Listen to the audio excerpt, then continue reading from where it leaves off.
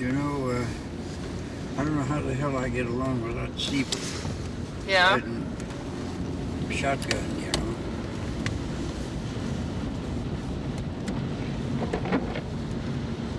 So, Papa, what time do you normally go to work? Oh, 7:30. 7 o'clock sometimes 8. Well, the boss doesn't have to punch in the clock. How long do you stay at work? Well, I stay at work until 2 or 2:30 to time to get to the bank by 3 o'clock. Then I go home and take a nap. How long have you been taking a nap in the afternoon? Oh, I don't know. All his life. Oh, not always. So are you pulling the same hours that you pulled when you were 50? No. When I was 50, I was putting in probably 14, 15 hours a day building the business. I started this business when I was 45, I guess, or so, maybe 46. Have you slowed down at all now that you're 100? Turn to. Anybody that thinks that they can't slow down by the time they're 100, they're whistling Dixie. Can you whistle Dixie? No. What can you whistle? I never was a good whistler. Don't cut this guy off, please. Do you still feel comfortable driving? Of course. Are you a good driver? Well, I ought to be by now. I think I've driven maybe 1,000,000 miles since I was 15 years old. What was your first car? I drove as a salesman all over the area. First car was a Model T Ford. What year? I don't know, 1920 maybe. No, less than that.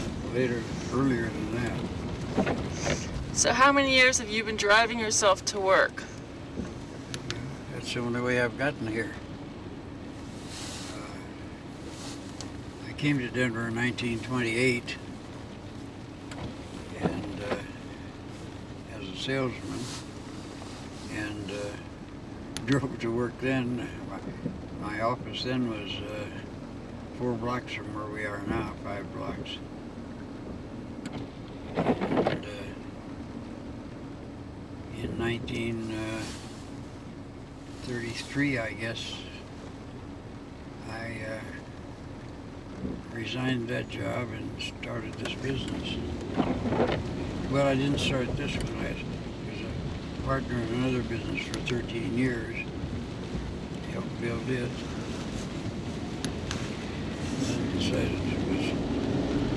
Think the traffic's changed in the last 60 years? When I came to Denver, every one of these streets had streetcar tracks on them. Denver was an interesting city with a streetcar system that was Were there horse and buggies back then? horse and buggies in 28. Now everybody had a car by that time. Well, were there any horse-drawn carts on the streets in the 20s? There may have been a few, but I doubt it. Now on the next corner here, on the far corner is called, this was the cable garage. They had cable cars that ran through and they looked like in San Francisco. This was a car bar. This is where the cables ran out of for the downtown area. Do you enjoy driving? Well, it's like second, like breathing, I guess. Mention something about how you used to take us out for a drive as something fun to do. Well, that was, I came to Denver in a Chrysler Roadster with a rumble seat. It was really hot stuff. And These kids thought the greatest thing, they thought greater than had a call when they could sit in that rumble seat.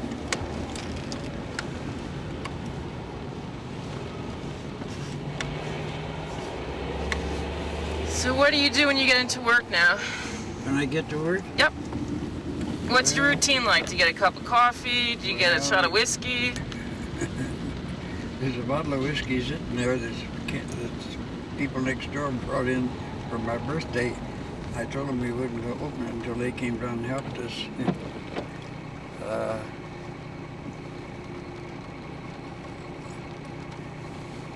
We have coffee and donuts, rolls back there for to help and any guests that come in. Now you want to get out before you get to the office, Steve? Yeah, take the mall, Papa, turn right on the 16th Street, stop at the corner.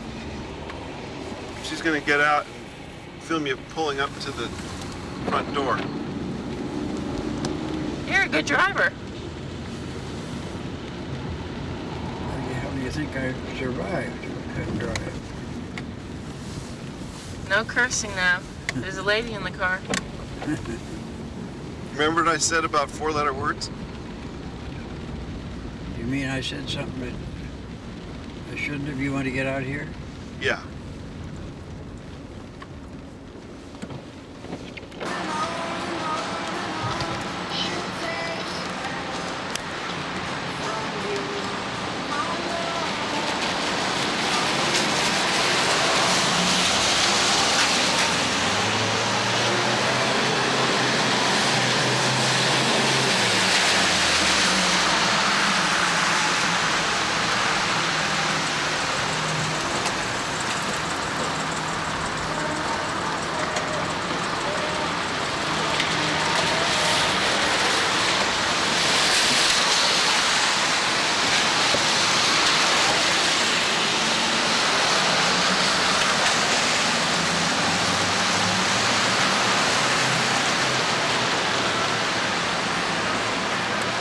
Not as spry as I was 50 years ago,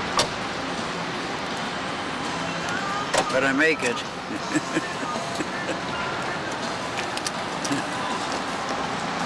Okay, shall we go in?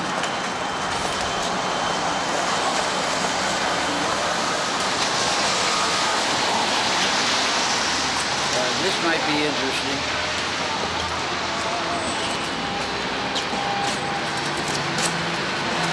Good friends of mine, they had a big article in the paper just recently about it. All drug. They were friends of mine. You have a lot of friends, don't you? Well, I hope so. Is that your son? A picture of your son? This is Steve. Oh. They took a group of, I think, what's the night guy that came from Indianapolis, took Johnny Carson's place? Jay Leno. No, not Jay Leno, the other guy. Comes from Indianapolis. Anyway, they came here with a crew and stayed in a hotel across the street and were gathering up kids from the school that had that shooting. And they saw this place here and they walked in and they wanted me to come with them to talk to the kids. And I told them that I had been to New York often enough before 1975 and didn't care about coming back. And my son, who is secretary of the Republican Party, he couldn't go. So Steve went, and he took this fellow Crick, who is a friend of ours, with him. And this is, I guess this article, I don't know. Is it time to go to work? Huh? Is it time to go to work? I don't want you to be late. You get in trouble. Yeah, I have to check in, you have to punch the clock. Should we go inside? Okay, let's go.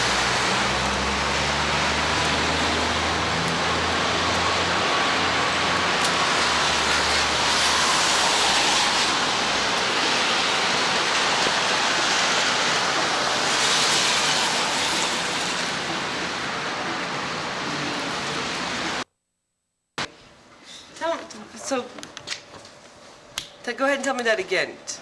Ben Nighthorse Campbell, Senator Ben Nighthorse Campbell, sent this flag which flew over the White House on March 28, which was my 100th birthday.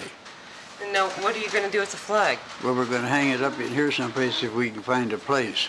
You, Now, up on the wall there is a Jack A. Wild Boulevard sign that they named the street.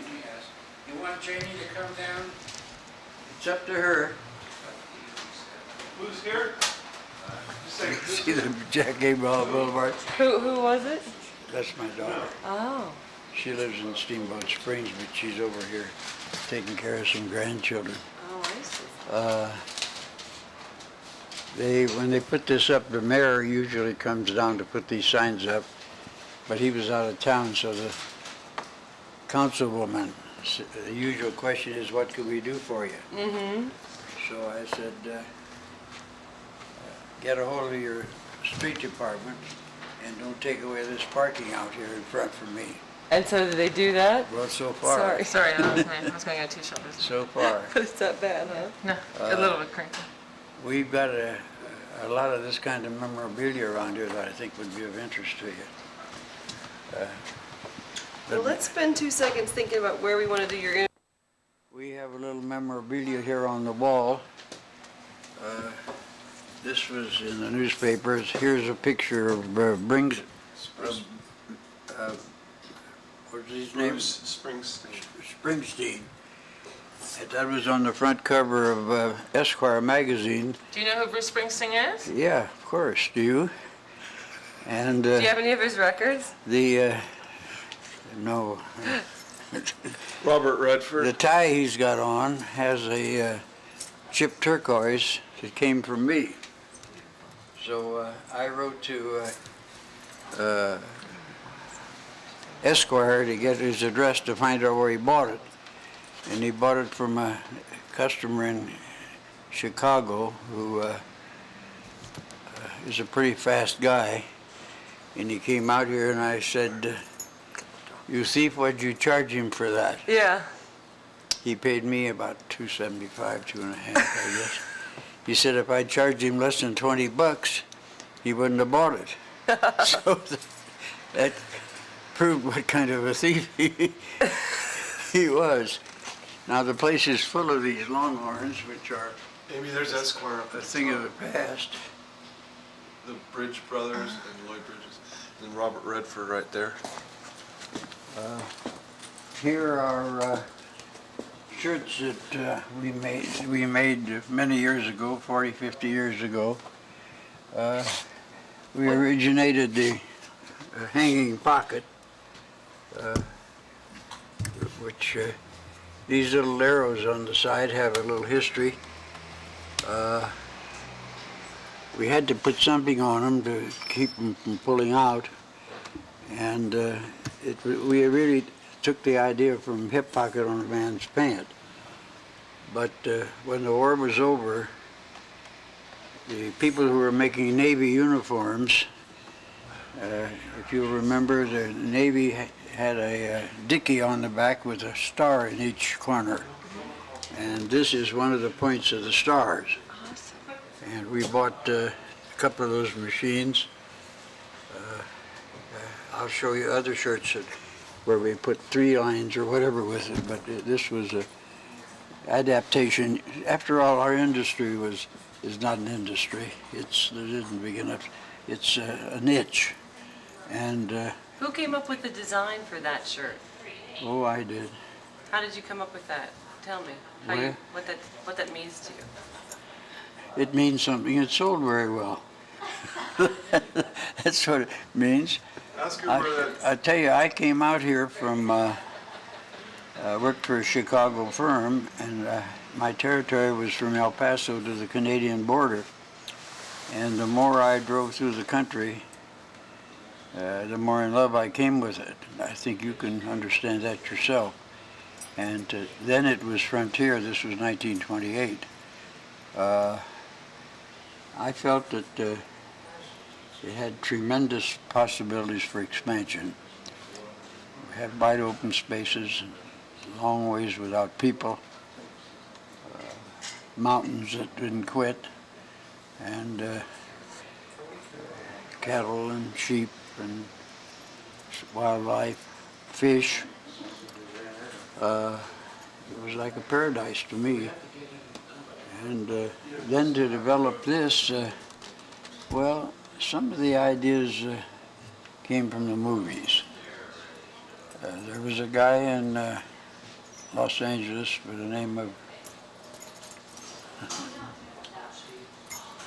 forgot his name, but he came out of New York, and he was a very inventive guy, and I was selling him parts to make it. What was his name, Steve? The guy, huh? Nudie. Yeah, his name was really Noodleman, but he called himself Nudie. He came to Denver one time in a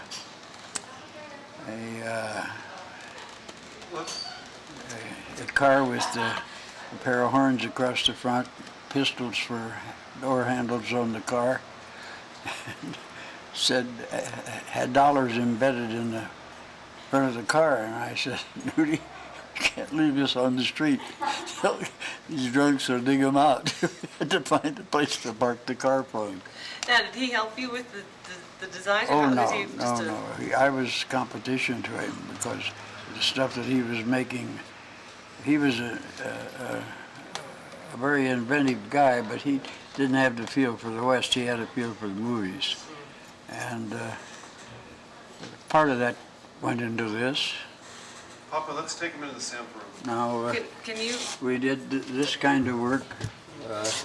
This embroidery work was my innovation. This kind of a shirt with the saddle stitching. I devised a machine to do that we kept secret.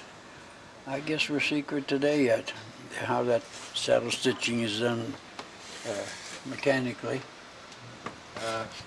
Can you, Mr. Wild, can you describe the shirt you have on and tell me the significance of the snaps and the sawtooth pocket? Well, Can you just use yourself as an example for us? the sawtooth pocket, the secret is that you have to have something that is different from the run-of-the-mill. You have to be somewhat of a ham, to tell you the truth. Are you? Well, I'm afraid so. But would you explain to them, Papa, that the shirt you're wearing is our signature design with the sawtooth pocket and the diamond snap? The sawtooth pocket evolved so that we could put two snaps on it instead of one. And it was something that here, for instance, here is a shirt where we made it this way, you know, anything to make it different and stay with the Western form of life.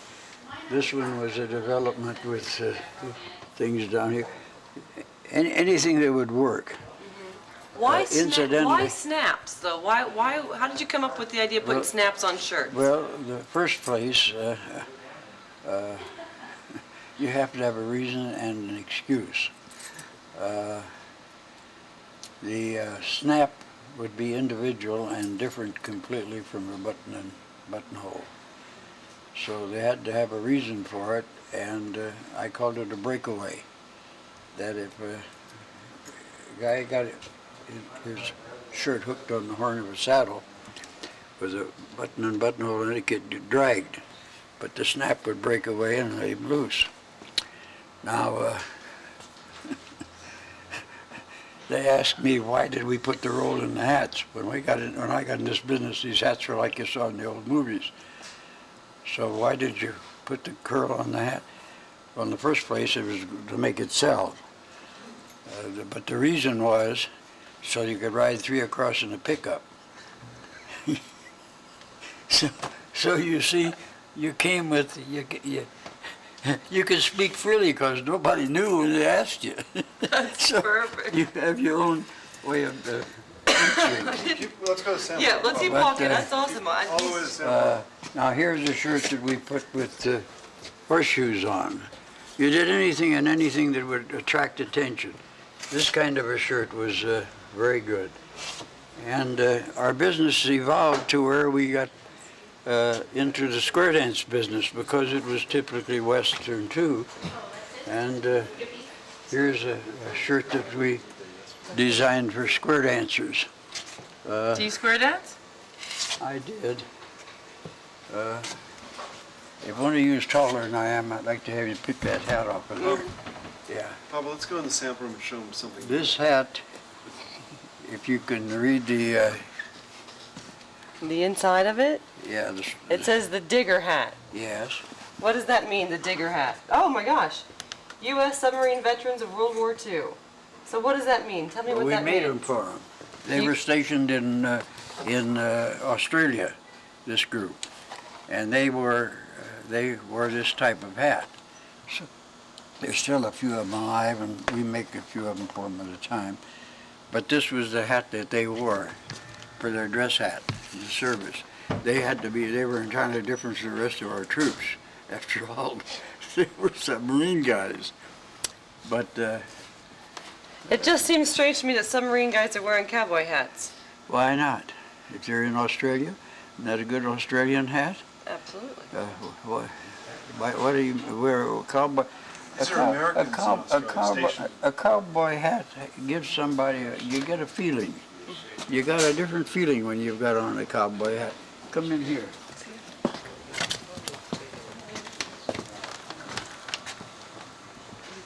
What'd you do? You cleaned up here, Steve?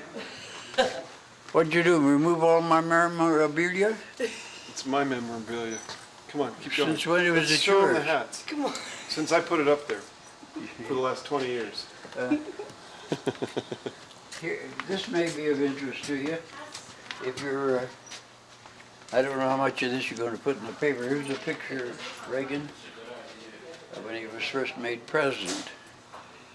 He, in his first speech after he became president, he said this country was going to become a service country and the merchandise would be made overseas. Well, this was completely opposite from every way that I felt, because I felt that if we made it in this country, the people who made their money would be our customers. It wasn't true in China or India or Japan. So I wrote him a letter and said, where you come from in Dixon, Illinois, and where I come from in Evans, Indiana, servicing was when you took the mare to the stud. Did he write you back responding to that? He wrote back, well, some lackey first wrote and thanked me. Of course. But he had a Secretary of Transportation who was an old New Mexico cowboy. And I sent it to Mac and said, see that the boss gets this. So he sent me this picture and a note and said, things are not as simple in Washington as they were in Dixon. Gotcha. That's- Tell me, Jack, on that note, tell to me about why it's so important that so much of your wear is made in the United States. Like, you take pride in that, I'm assuming. We take pride. We would love very much to make it all in this country. It's a philosophy of self-preservation of this country. If the people in this country earn their money here and live here, I got a pretty good chance that they'll buy some of our products. I don't think we would sell very much to the Chinese or the Indians, or the South Americans or Mexicans, wherever. It's a matter of, but I think self-preservation for our government, for our form of life. But it's been important to you, too. It's very important. Now, along the same line with a little grid in it. No, turn around. Okay. This, can you put it up on that sign? Quality is like buying oats. You want good, clean oats, you must pay a fair price. However, if you're satisfied with oats that have already been through the horse once, the price is a little less. Now, it's a little gritty, you know. It's just a little. The story of that jackalope up there is a question of how do they breed them very carefully. You know, this is part of the business, you know. This pair of horns up here, when Steve's father got out of the service, this business was going to be a cinch. Going to be nothing to it. So I figured the best way to break him in would be the best big overall tennis shoe territory I knew, and that was eastern Oklahoma and Arkansas. So I got down to Tulsa, and there was a fellow there that had a gift shop, and he sold him a couple of dozen Indian beaded belts, which we were making here. I think it was about 35 bucks for the 2 dozen. And I said to Jack when he came in, we can't ship it. This guy never paid a bill until somebody sued him, and we can't sue him for 35 bucks. Oh, Dad, he's such a nice guy. He took me to breakfast, bought the breakfast. I said, well, I guess you got to learn, so I shipped the belts. And about 4 or 5 months later, he was making his second trip. I said, here's the bill, and I'll go get the money. How will I get it? Well, I said, you walk in that store, he'll have stuff sitting on the counter, something you can pick up and carry out. Just pick it up and go start out the door with it. He's going to say, Jack, what are you doing? You say, I got this bill to collect. And when you pay this $35, so of all the damn things to pick up, he picked up those horns. And the guy said, what are you doing with them? I said, if they tell you you're going to call the cops, I said, okay, let them know that you're a deadbeat. But this guy says, you want those horns for the 35 bucks? We call it even. So you have that for today. So he was driving the Ford, where we had the back of the back seat out so we could carry sample cases, and that damn thing was too wide to go crossways in there, and the only way it could go was cattywampus from northeast to southwest. Every time he had to get out a sample case, those horns had to come out and sit on the sidewalk till he got ready to leave. Till he got as far as Kansas City, then he put them in the basement of my brother's home. My brother lived in a house that had a crawl space under it in Kansas City, and a wife who was accident prone, and she claimed that every time she got under there to get into something, she cracked her shins on those horns. But you see, the thing about a family business is that you got reminders like this that nobody ever forgets. Oh, exactly. It's great. Anyway, my daughter, I'm sorry that she can't come down. She lives in Steamboat. She's griping about the horns, and so my daughter thinks she'll bring them home. Now, she was in school in New Orleans, and you came on a train to Kansas City, then you changed trains to come out here. So my brother said, how are you going to get them home?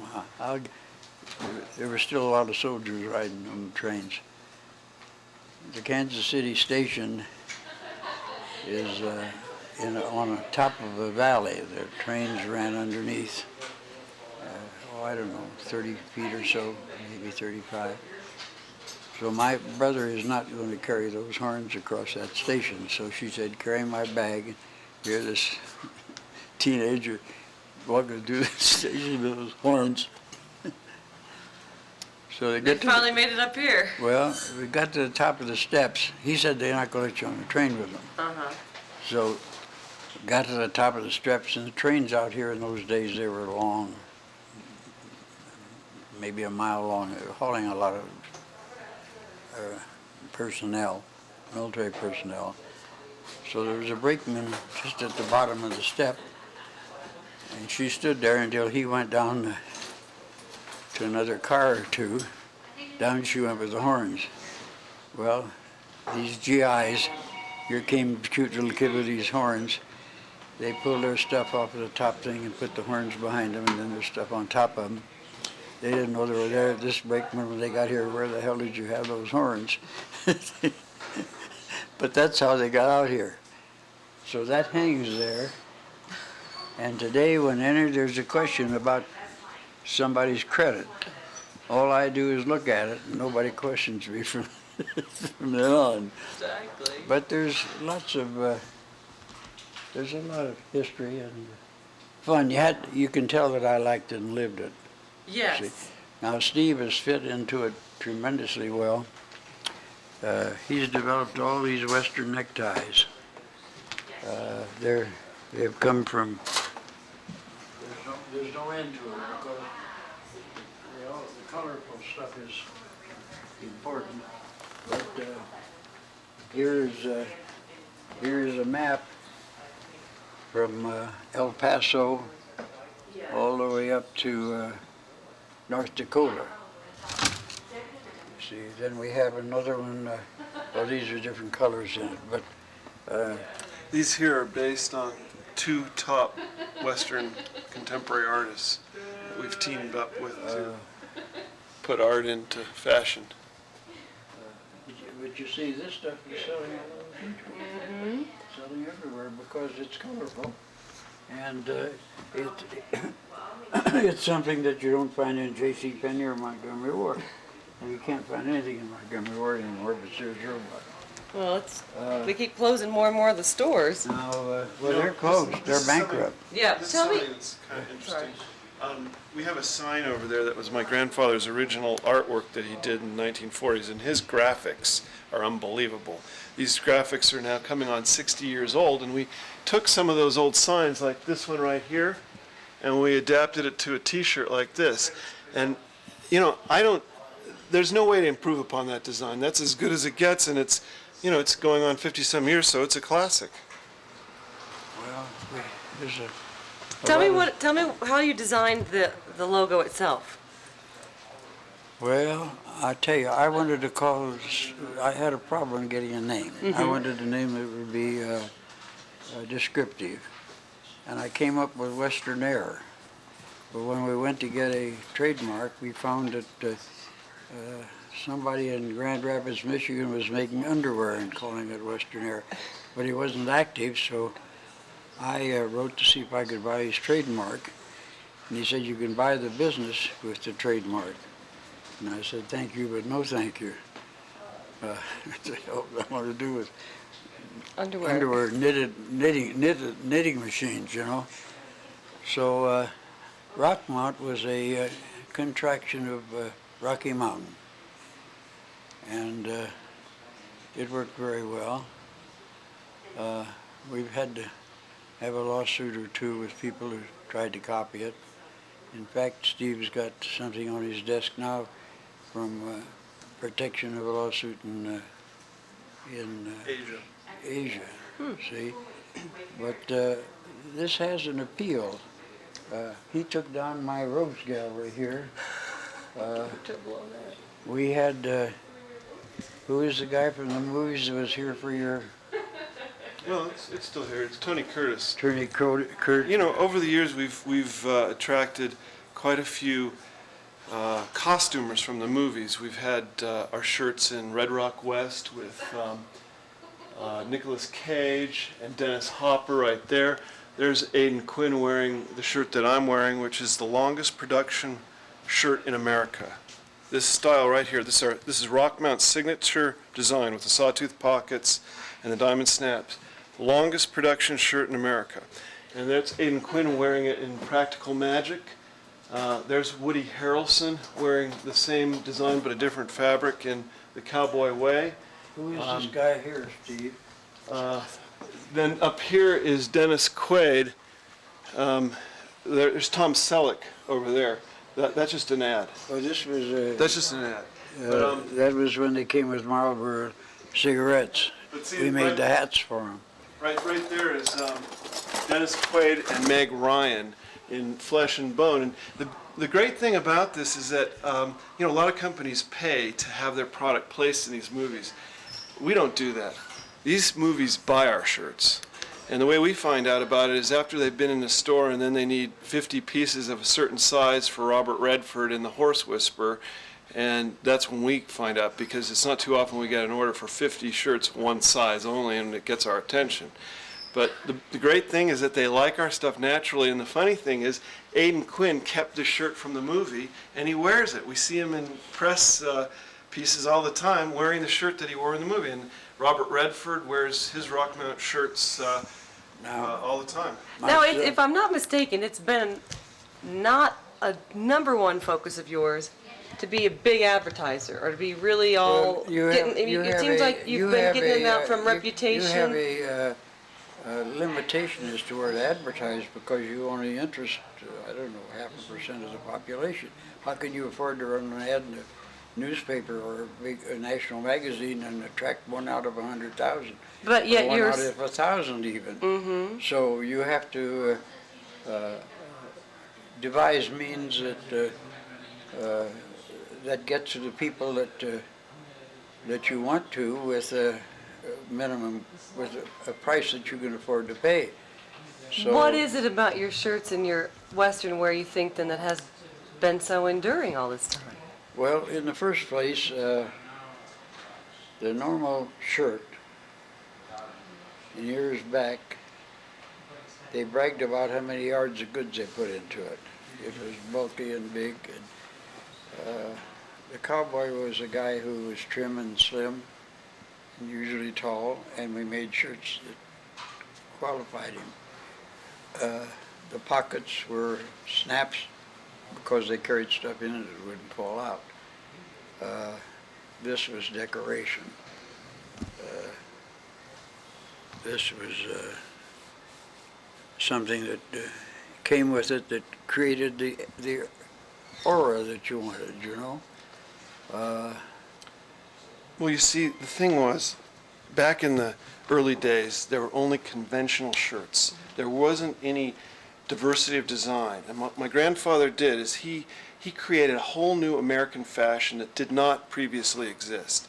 And that continues to appeal to people today because it's something special and they identify with the Americana value of Western wear.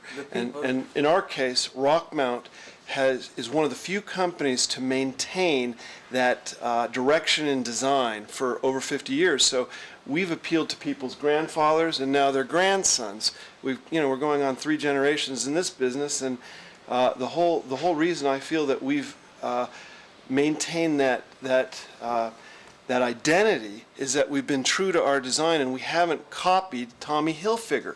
We've gone our own direction, and now we're very readily around the world identified with this look.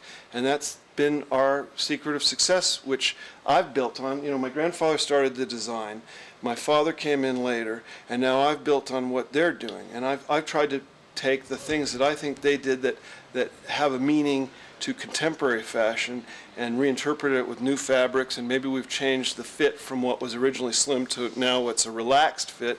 And we've done a lot of new things, and the thing that's really amazing is how Rockmont.com has begun attracting. We'll talk about that as a separate thing, because I want to have you Look Peter at with that one, that's okay. look at the 'Cause I do wanna buckles do that that. we attract here. You see, it's who the hell would think of making stuff like this? Did you think of it? Of course. Here's a buckle that would hold a silver dollar. Now I had a guy down in Arizona who chloroformed Scorpions. scorpions in the ground, washed them out, Okay. and chloroformed them, and we put them into buckles, we put them into bolo ties. When did you start doing that, Mr. Weil? Oh, I don't know. I can't remember, a long time ago. It was always something new, you see. This idea was that you carry a silver buckle. Well, we couldn't put a silver dollar. This is a paper thing, but this is one of our ties. That's the real McCoy in there. That's right, yeah. Well, this one, Well, this is a done. judge gave me this as a friend of Jack's, and it's got 1901 on it, my birth date. I think he paid $42 for the damn thing. But we evolved, here is a turquoise deal that we made out of the scraps of turquoise as they chipped them off and then put them in plastic and created this, which was very effective. Now, who buys something like this? Who's Everybody wearing? buys it. Everybody buys it. A guy goes home and brags about, this is what I got when I was out west. and it has some color to it, you Well, see. that kind of leads us to something too. When my grandfather started the business, his market was the western region. And my father came into the business in the 50s, and he brought Rockmont east of the Mississippi, which Well, he didn't prior to do that, it wasn't sold beyond the western region. My Well- father developed the national market. Then I came in the 80s, and I developed the international market. So, Well, the so it's not national just mar- people coming to the west that buy this stuff. Now they can find it in their hometown in Philadelphia or in Paris Or in New York. Tokyo. We have probably half a dozen customers in New York City. Do you think that it's what not- is it about the Western wear, what Western look that Well, appeals to so it's- many people? It's still a concept of what our country was not too long ago. We're still a new nation, and the big hat. What the hell? That's anywhere you go. That identifies you. You walk down the street in New York. Papa, is the West a place? Well, I coined a phrase that there was no geographic. What is that, Jane? Yeah, but That's stay okay. with That's us. all right. That's all right. Well, let's try Come in, it. Jane. That's okay. Let's try that I, again. Let's try that again. What? Papa, I said Papa, that the is West was a state of mind, was not geographic, and it's the case. Come in, Jane. Did my we get daughter. that in? Did we try that again? Okay. Hello, Jane. Who's Jane? Who is this? That's my dad. That's my baby daughter. All right, let's try this again. I want to start over. Is the West a place? The West is a state of mind. Now, when in the old movie days, they had a string tie that they tied. Well, you couldn't sell them that way, so I devised a tie that had a clip on the back of it, and anybody could wear it, and it became general wear. Waiters wore them, bellboys. It was a sort of a trademark that, well, suddenly they began to go with open necks. Couldn't put it on. So that's when we evolved with the bolo tie. Now the bolo tie, we had a bit and spur plant here, and I had a Mexican kid doing engraving, and well, for my birthday, he gave me this buckle, and they made all out of our gold and our silver and our labor, but he gave it to me for my birthday. So he took a piece of silver, scrap silver, and engraved my initials on it and curled the edges and put a Latigo bootstrap through it. And I said, we got something else, we got a bolo tie. Now I called it a bola, because bola in Portuguese was a lariat. But I didn't write very plain, it came out bolo, and that's the beginning of the bolo ties. So you see things evolve if they hit people. Now in the West, people come out and want to take gifts home. There's nothing easier than to carry home half a dozen bolo ties. I tell my customers, tell them if they buy a buckle or a bolo tie, you'll mail it for them free. Create a market. Now with the bolo tie, there was the opportunity to promote events. So we had a screen printing plant where we put names of the towns on the thing, names of events on the things. I made thousands of these for Standard Oil when they were promoting that, what was it, an eagle they had?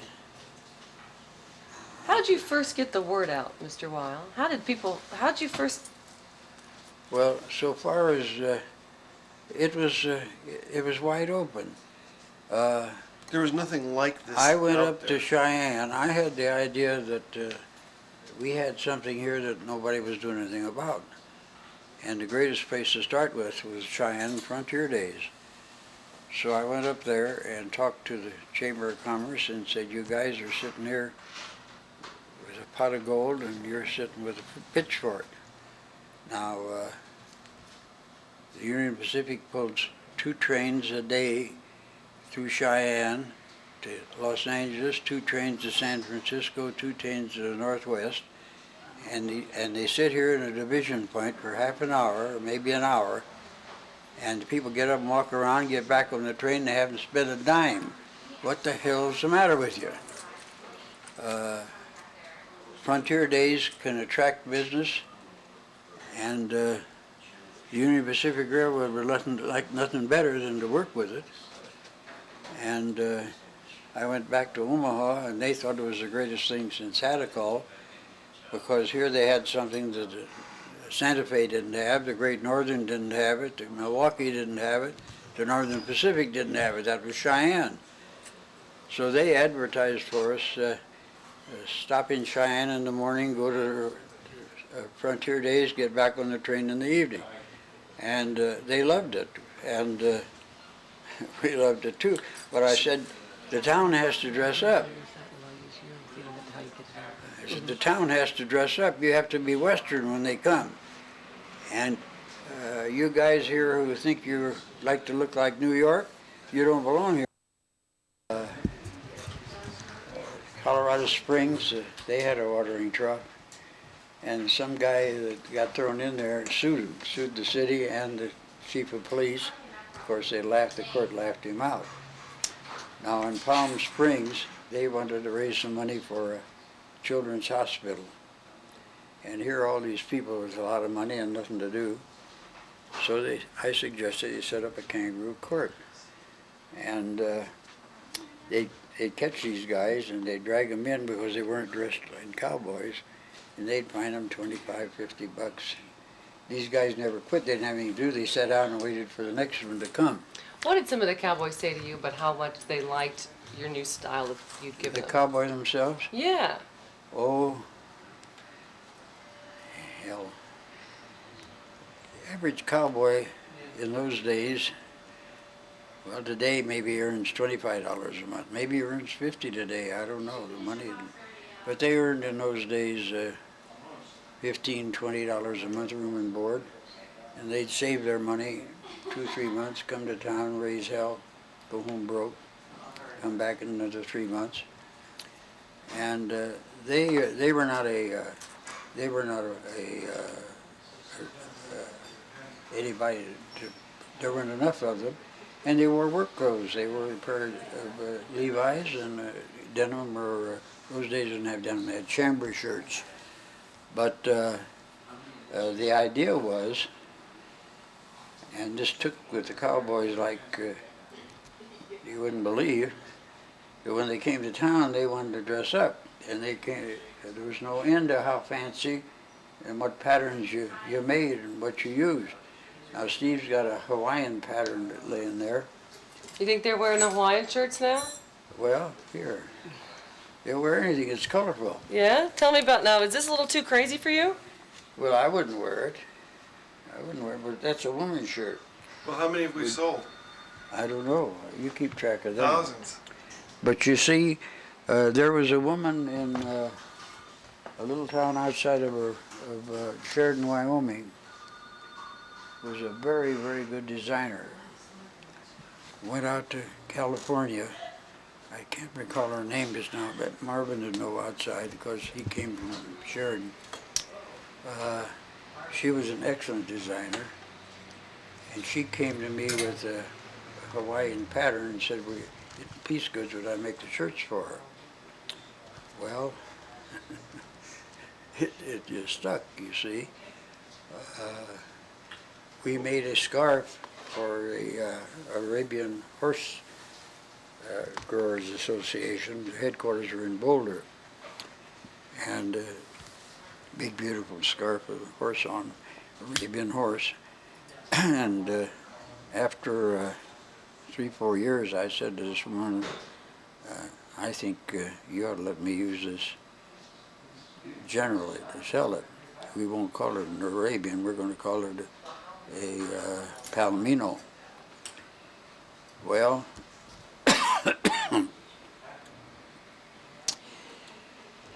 you had to go where the labor was, wherever you made it. Papa? You had to go where you went. Could we Now live on the? this was in Connecticut.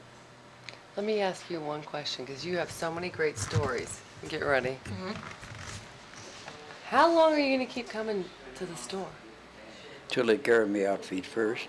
What the hell else would I do? Let's walk in the back. I got a few memorabilia I'd like to show you. Okay, you lead the way.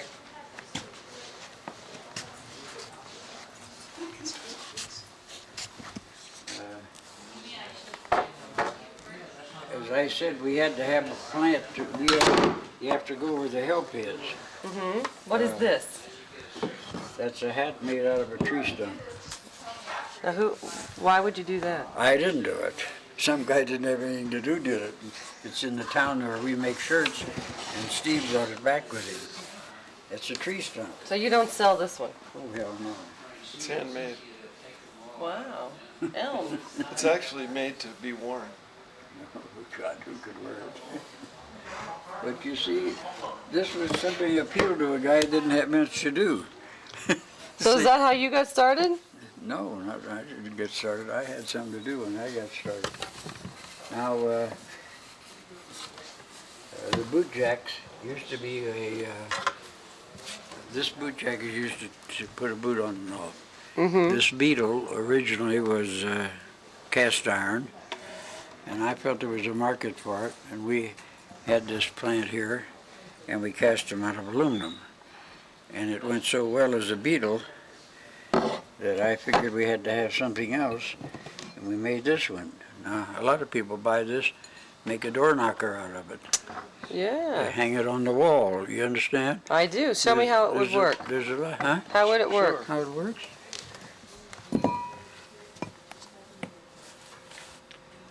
And see, the crazy thing about these items I'm is going to that take it off because I can't put it on again, see? But that's how it works. See, it just catches. It's a boot jack. Well, boot jacks are worn by people, or people who wear English boots too. It's how you get them off. But Steve has evolved a lot of stuff like this.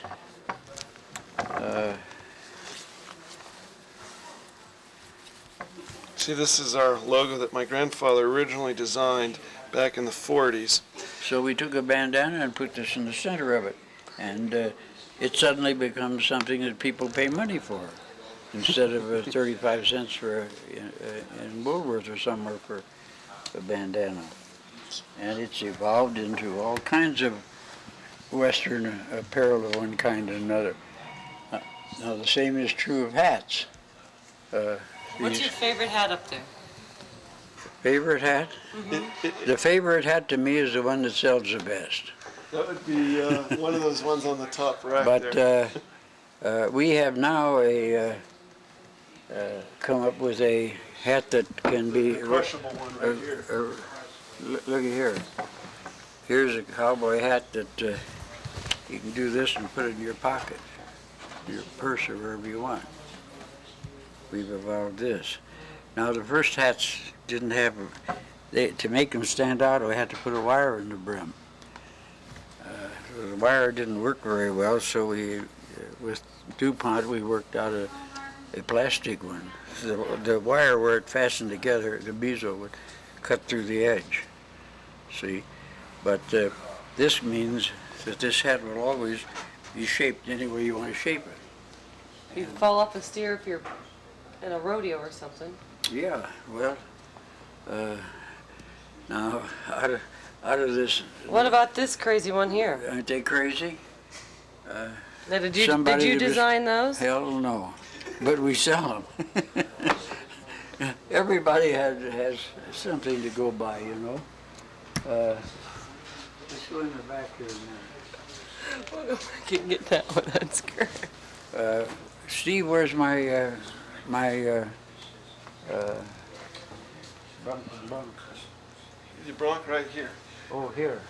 This was an award that was given to my grandfather by the industry for being the pioneer of the industry. Oh, indeed. You throw away the thing below?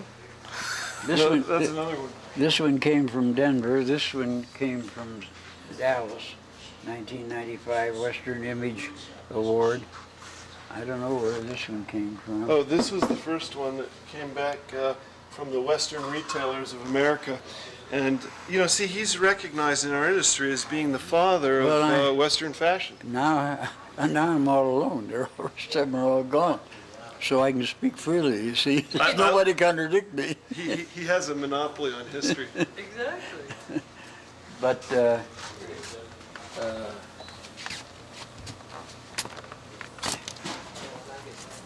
here is where in World War I was in high school, and we had a boys' working reserve, the government fund, to take care of work that people who'd left to go into service. And this firm, they were neighbors. They were making Navy dungarees out of denim, and I've only needed 4 credits to graduate from high school. So I went to high school in the morning. In the afternoon, I inspected dungarees for the government as an inspector. Army pay. Army pay is $30 a month, but I'm only working half days, so it's $15 a month. man. So, So you learned a little bit, so you learned about clothing a little bit. well, from I starting learned out about that way. making them, and I was always was interested in how things were made. And Now, did you ever ride horses and go out and do the cowboy thing? And I mean, well, sure. Yeah, tell My me a little. father was in the cattle business in Indiana, but we always had horses. As kids, I had a younger brother. We had a team of goats.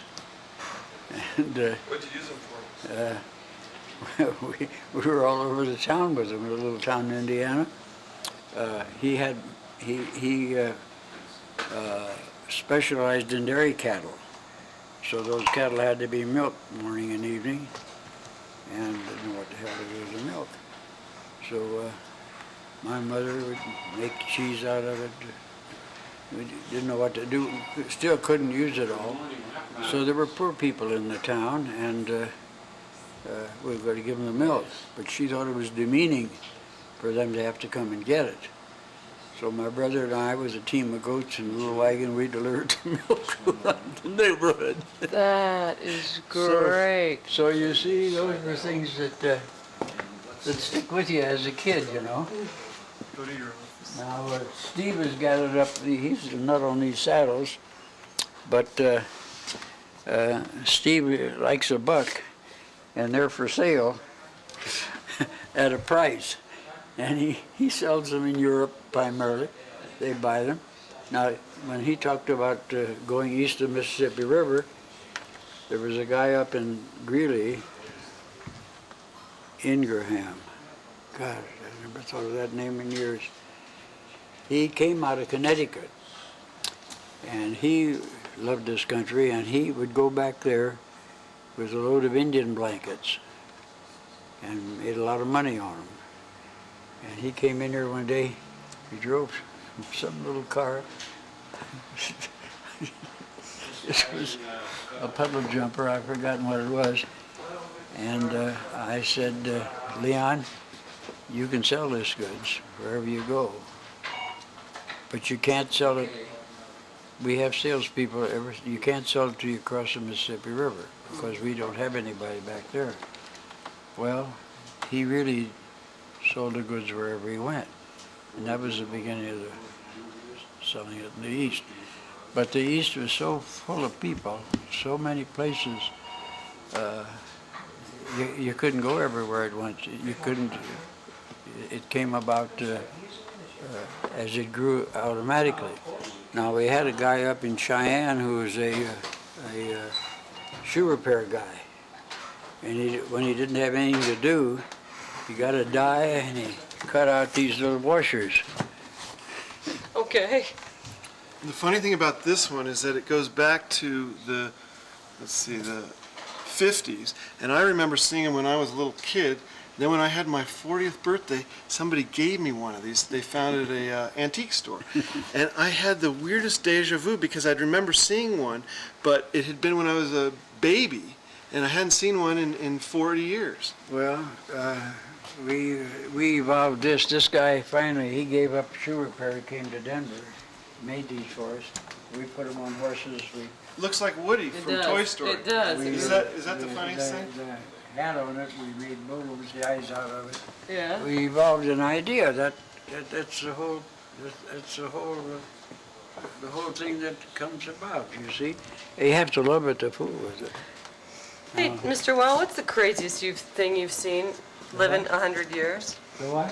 What's the craziest thing you've seen living 100 years? That's a hell of a question. I know, that's why I'm asking it. How about what's happened to the neighborhood here? Is that Oh, the yeah? craziest? Well, Well, you can chew it over for a little come in bit. here a minute. Okay. Can you reach this up here?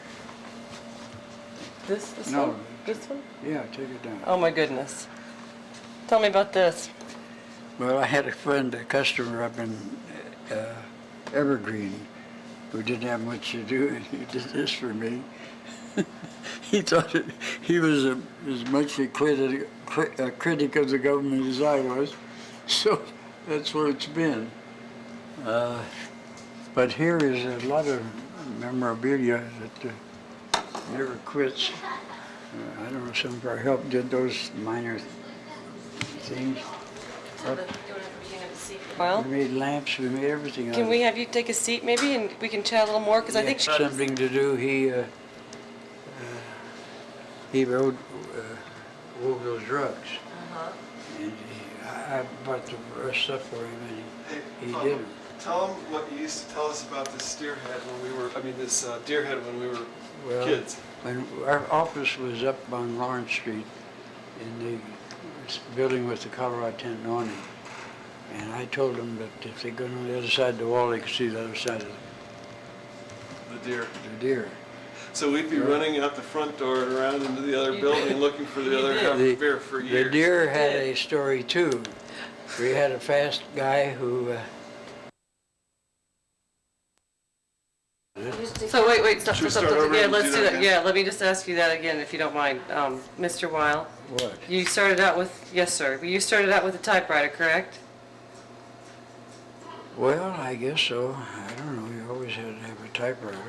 And what are you up to now? Well, I was always a gadgeteer, and we, when they had a business machinery show here, I went over there to, I don't know what we went over there to buy. I took a bookkeeper with me. But we ended up with an automatic billing machine. And it was pretty fast. What year? I have no idea. In the 60s.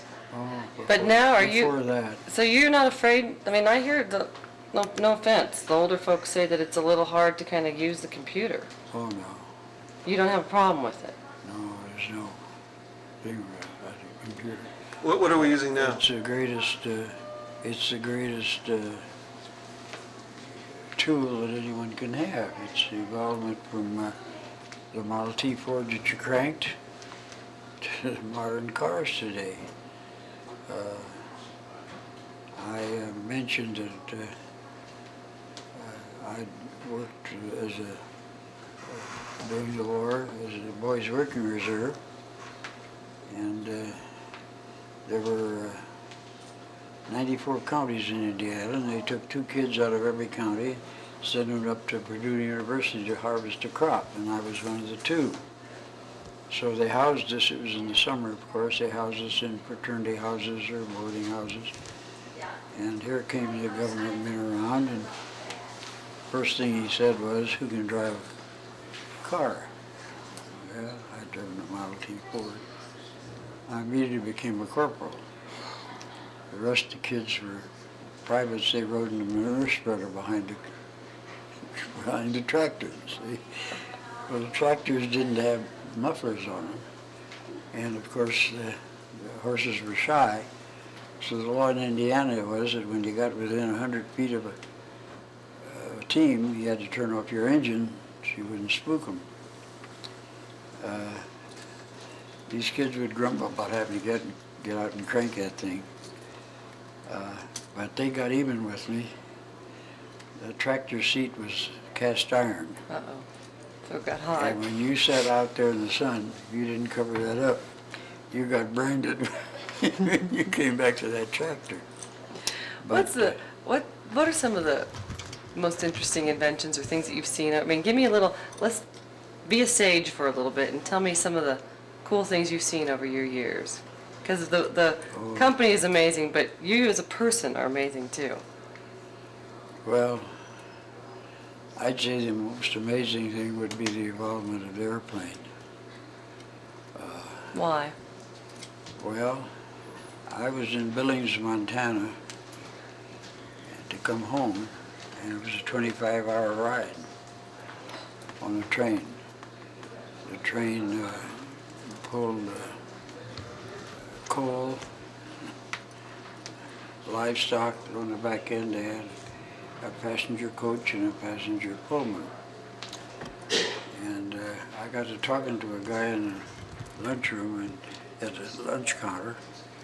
He said, "Why don't you fly with me down to Denver? We're building a line here, the Varney airline, and you have to fly a certain number of flights on schedule before you get a government contract." And the post office involved the airlines. They subsidized them. And he said, "I'll have you home in 5-6 hours." So I checked my bags.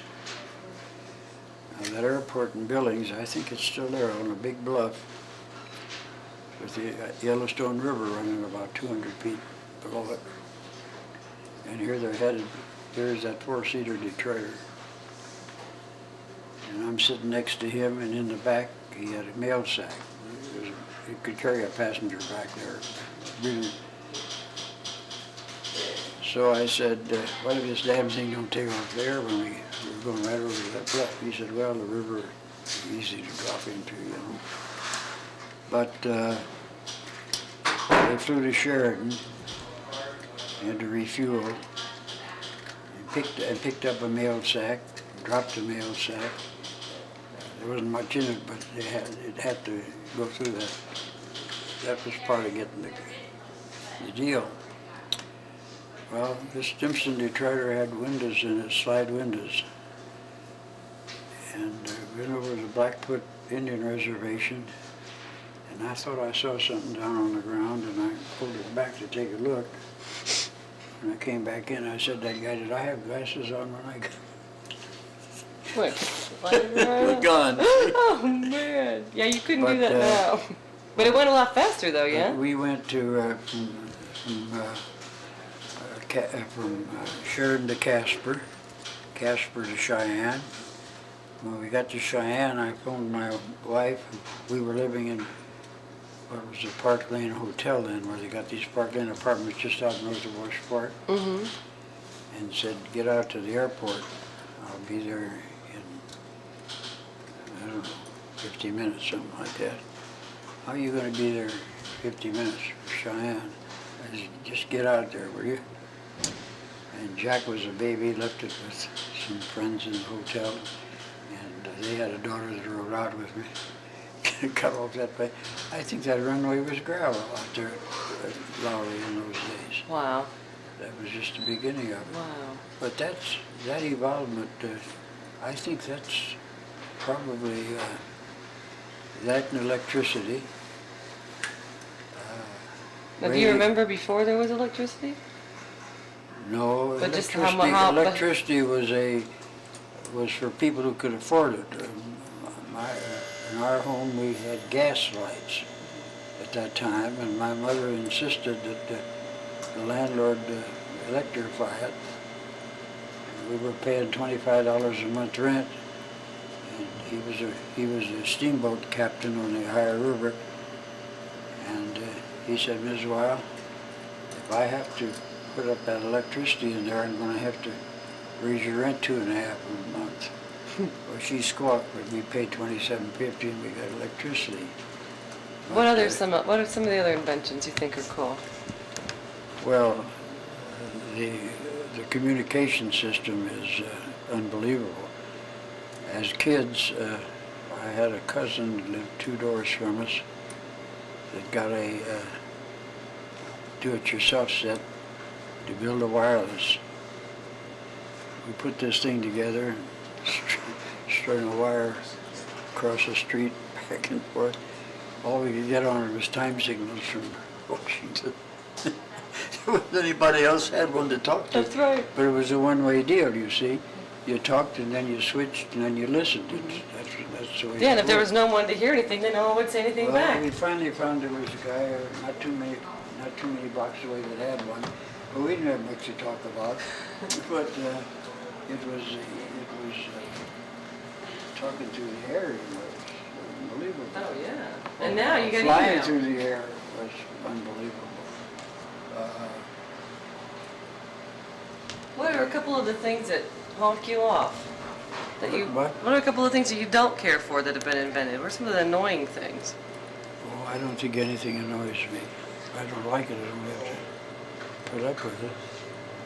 But Did you think you were gonna? I mean, no one I does. think the one, I guess it's a stubborn streak in me.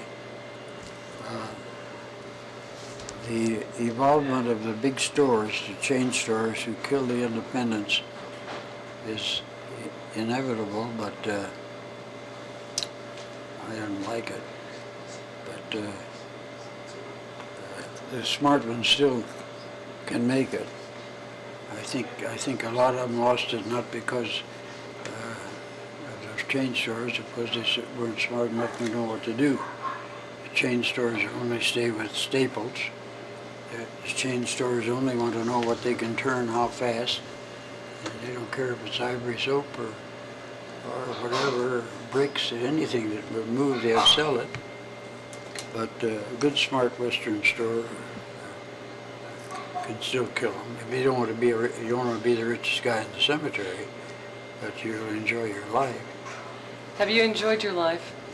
Are you enjoying your life? I couldn't live this long if I hadn't. Now we got a few signs out here on the side of the wall out here. Okay. This will be of interest to you. So you got me covered up.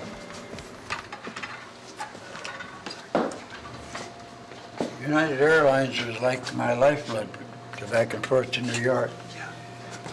They gave me this in, I don't know, got a date on it? 9. Every one of these stars is 100,000 miles. See? Now that's not the same thing as the Mile High Club, right? It's not a Well, club where you it make love evolved. really high up in the I sky. don't know what they call this. I don't know what year I got that. But I carry a card that all I have to do is show this in the airport, and I get an immediate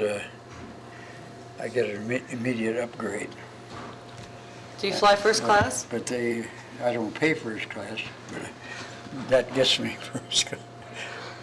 Now this is signed by, I guess the first president of United Airlines, Patterson. That's Patterson's name on that. Do you have any advice for people like us, what it takes to, I mean, you didn't think you were going to live 100 years, for crying out loud, did you? Never thought about it. And then here you are. Never thought about it. Did you do anything different, do you think? Why you? Well, I think part of it you had to like it. You had to want it.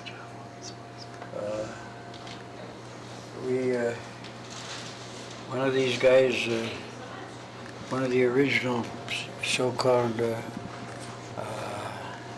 stylists in New York, came out with something Western that was outlandish. And I wrote him a letter and said, why don't you come out here and see what you're doing instead of talking about what you don't know. And of course he came back and said, I make stuff that'll sell. And I said, we've been at it a long time. Depends who you're selling, whatever. So what'd I do? I got a little satisfaction, ridiculous. But here's a picture that ever posted of a girl making bolos, I guess. Yeah. Uh, How long did you, do you smoke cigarettes, I understand? How long did you smoke there, Mr. for Wild? 20 years. And what made you quit? Well, I started when I never smoked till I was 40. And then the pressure, I think, of the business, I'd have a camel hanging out of my mouth, didn't have tips on them. And when it began to burn my lips, I'd spit it out. And I had an insurance policy that health, I guess, that expired when I was 60. It wouldn't insure you again. I was 60 in March. In that January, while we were having a trade show, I felt a stitch here in my groin, and I had a hernia. So I had a friend who was a doctor. He's retired now. He's still a friend. And I said, we've got to get this done before March 28th. He said, in those days, Rose Hospital was new, and unless it was an emergency, you had to wait about 2 weeks to get in. So he said, Jack, I can't tell you to quit smoking, because I don't smoke. But when you cough, you're going to think those stitches are going to come out. And if I were you, I'd quit smoking until at least after They get out, yeah. well, it was, I thought I'd went an hour, and I found myself watching the clock. Ridiculous. So whenever I felt like smoking, I stuck a pencil in my mouth. And after that operation, he stayed in the hospital a week in those days. The thought of me coughing, and with this, it got to the point where smoking wasn't that important. I never did smoke again. We've got some other interesting things here back here. All righty. I'm gonna go into the kitchen.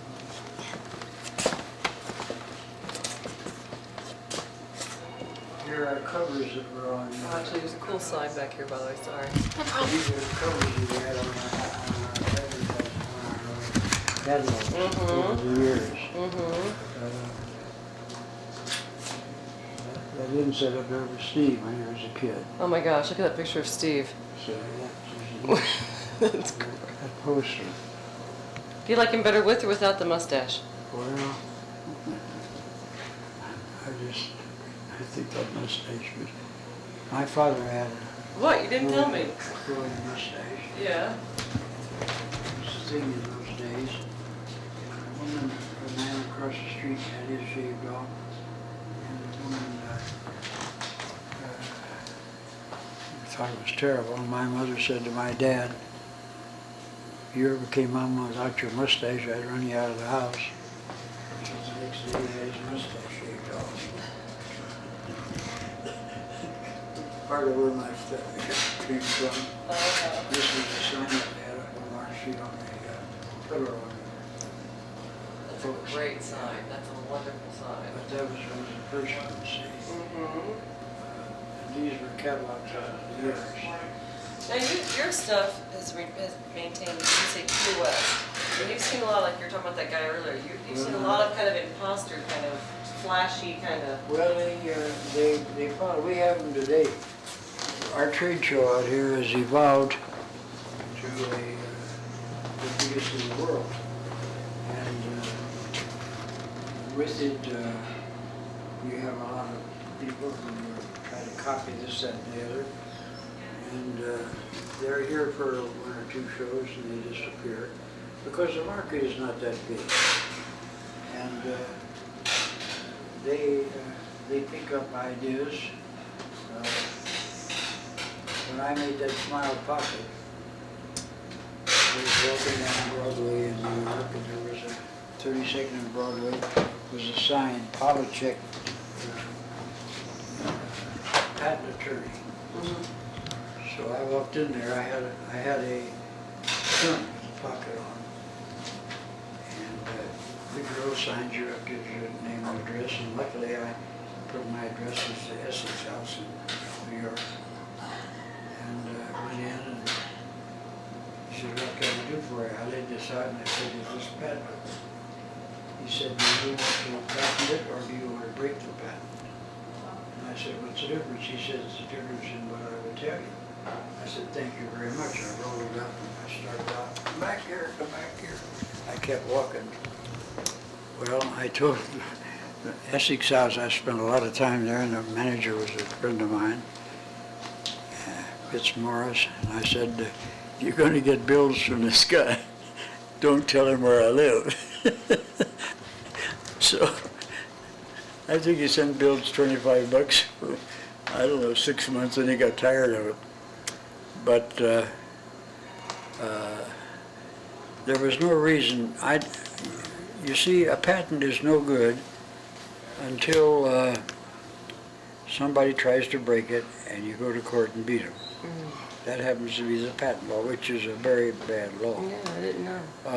The Singer sewing machine people, they stole that equipment, that sewing machine, from some people in Cairo, Illinois. They fought him through the courts till the guy finally died. Jeez.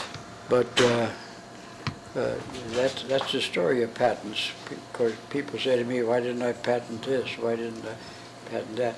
Well, you could have spent your lifetime, and then you don't know whether somebody can't take something off of it,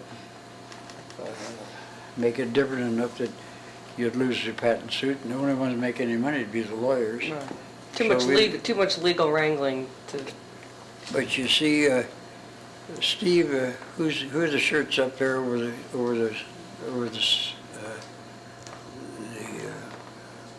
fridge? Are those stuff you just? Well, those are old catalog photos. You see, what's interesting is the range of styles that you see on the walls. Many of these styles are. The main thing is it has to be the original. And you have to put it in the appeal to younger people.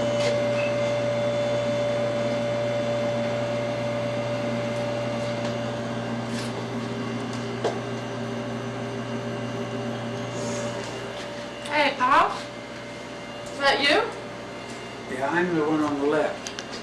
You the good looking And, one?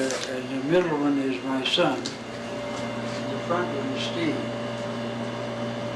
So you're the good looking one over here. Yeah. Now that guy Parker who did that today is a international artist. He lives in France.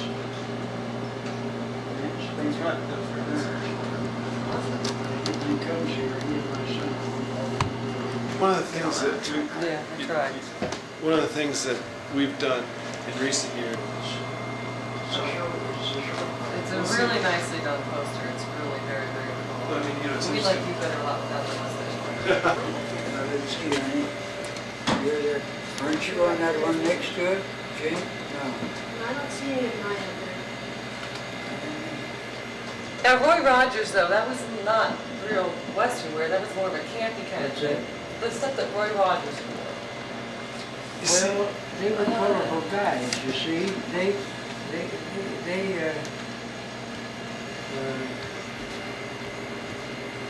knew what they didn't know. The movie people were really the actor there, and they were hams. They knew what would go, what would take, and in some instances it was greatly exaggerated. And eventually, the exaggeration turned out to be commonplace. I can remember in But LA one the time. idea was that wasn't. I went out to Yeah. LA with our salesman beside Yellowstone National Park lived in the area out there. And our salesman out there took me into, I said, come on, let's call a customer or two. And he said, now this guy is a nipper. I said, what's the nipper? Well, he said, you'll find out when you get there.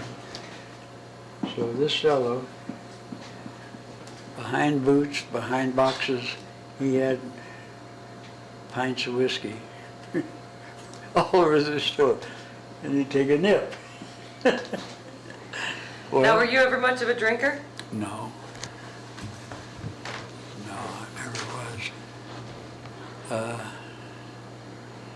But we had lots of interesting experiences. That guy had a guy doing leather work who was the stunt man for the movies, see? Wow. It was in L.A. Mm-hmm, sure. And I said to him, ain't you satisfied with making wallets and belts and hat bands and watch bands? And he said, there's nothing like getting thrown off a horse. So, everybody to his own taste, that's all. That's it. When World War II came on, there wasn't a single one of those cowboys that could ever pass physical. They all had broken collarbones or broken arms or broken legs or whatever. Every one of them. Rodeo All cowboy. right, sure. Rodeo 'Cause they broke it up doing their thing. Yeah. But they were a breed all their own. It was an interesting breed. There were breeds in every We have field. coffee cups behind him, by the way. Let's get out of here. Yeah. Huh? Can you get on one of those saddles? This one here's not a bad stand if you want to. Isn't want this to? the one that I bought for you? No, this is the one I bought with my paper route money. Well, I ain't gonna But get this up. is still my saddle. I'm not gonna get That's up the on one I that. I'm use. not gonna get up on that. Well, Because that'll but tip. some of the trees, some of them may not be sturdy enough to sit on. I am not gonna get up on it. Here's the front of the Esquire that I mentioned before. See, that picture up there in front. Bruce Springsteen. Yeah. Yeah. Elton John's band came in one day when they were here on concert, and they all got shirts and things, and we had a pretty great time. That would be fun. Yeah, This one. we've had a lot of walking. You Things over the you years. see, a lot of these people stay in the Oxford Hotel over here. And they walk by and they see something that's out of this world. Those horns and one thing or another in the window. And Even CNN walked in last week. That's right.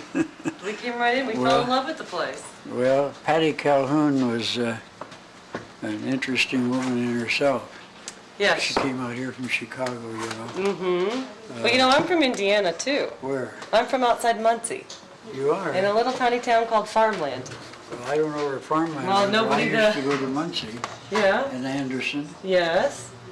And let's see. You know, Winchester was in Randolph County was the county seat where I lived in Randolph I know County. where Winchester was. Okay. Now let's see. I lived Muncie- right in between Muncie and Was Winchester. Muncie, is that where Ball came? Ball State, Ball University, and the Yeah. ball jars. And the Ball, I wonder if Lucille Ball ever came from there. I don't know. I don't I've know if that's often wondered. related. I stood next to her in a roulette game in Vegas many years ago when, Was she winning? well, her husband, he was bad. She was mimicking him then just like she does today. See? But I never got close enough to her to ask her whether she came from Muncie or not. Huh. I don't know. I don't think they were. I don't know if Okay, they were guys. or not. All right, we're Sample going. We're room. going to the sample room. I can get on this saddle if you See want. that saddle, this saddle? I think it's a little ridiculous to get on a saddle, don't you? Do you want him on a saddle? You see, we made bits and spurs at one time here. Got euchred into that business with the bank. And that was some of the kind of stuff we made. You can make a lot of show stuff, you know. Now, you don't make that. No, we don't, we got it. You know what's kind of interesting though? Those shirts on the end, those club shirts, I think they're worth a conversation. Oh, the There's jazzy little, no, these right here on the end, these little shirts that we made for horse groups and See, posse there was groups. always, here was a door knocker that I evolved. Now, you're not going to get rich on them, but it's something to go on. Papa, show them Steve the picks up this club old shirts. stuff, you know. Yeah. These are old cutting shears out of our factory that were there, were used. I got these out of our shirt factory maybe Before we about had- 10 years before- ago. Before we had, well, Electric cutting well, we equipment. had cutting machines, but you always had certain little parts to cut that you couldn't cut with a machine. They had those shears. But look at these posse shirts. They're pretty interesting. We've been supplying horse groups with shirts. Here is since we a, started. here's an interesting something. This shirt right here was made for a guy in Mitchell, South Dakota. Now, Mitchell is the eastern edge of South Dakota, and he paid me, The shirt was $3.60. $3.60, and the embroidery was $2.28. Yeah, and this goes back to 1965. And the funny thing is that when people realized we started collecting our vintage stuff, they started sending it to us. And that guy had the invoice. That's incredible, isn't Well, he was he evolved to be a very old friend of mine, and when he quit business, he sent me that. it? Who's one of your most favorite, or one of the funniest customer stories, or tell me like a funny, I don't know. Well, I'll tell you something that's of interest.